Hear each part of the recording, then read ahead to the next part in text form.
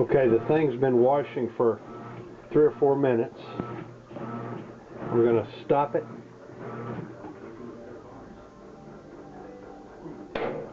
And demonstrate that there's not enough water in the tub. You can see some water right in there.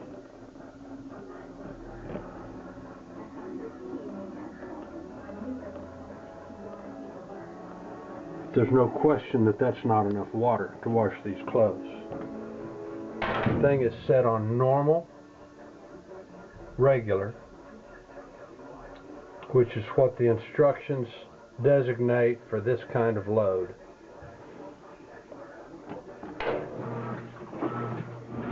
Okay, it's been washing now for 10 minutes. I'm going to turn off some of the noisemakers here.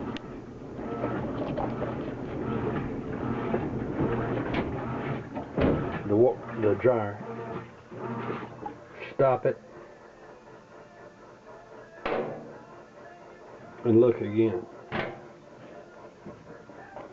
There's not enough water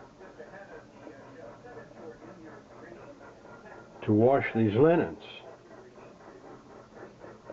It's easy to see that permanent press clothes could be damaged by the fins of the agitator by being turned over and over and over without enough water to float them. 10 minutes.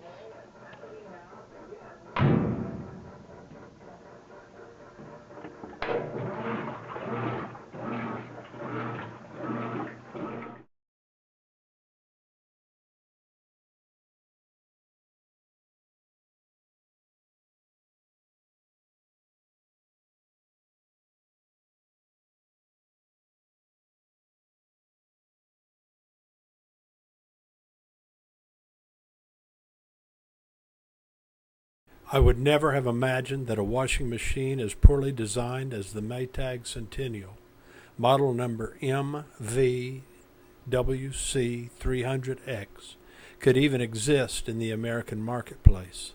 Its automatic water level sensor cannot be manually overridden and uses water so sparingly that high-quality permanent press clothes are likely to be damaged during a normal wash cycle.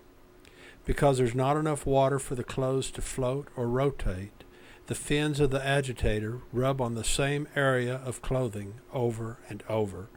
As demonstrated in this video, such behavior is especially damaging to the edges of permanent press shirt collars. Here's another load that's been washing for probably 5 minutes. I'm opening it to check on it for the first time.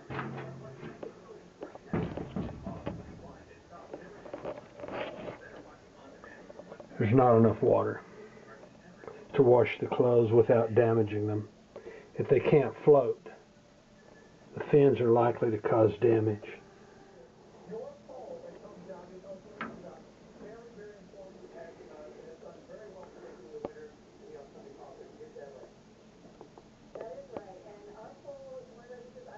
Here's the same load at the rinse cycle.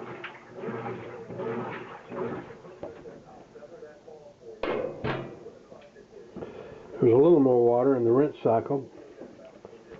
Maybe enough, I don't know.